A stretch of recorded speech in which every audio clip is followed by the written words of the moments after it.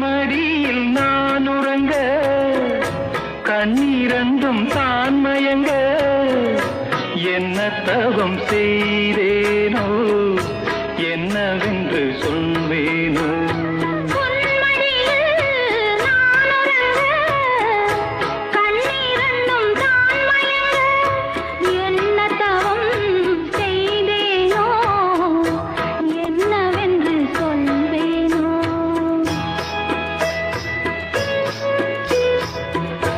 ஏழ் பிறப்பும் இணைந்திருக்கும்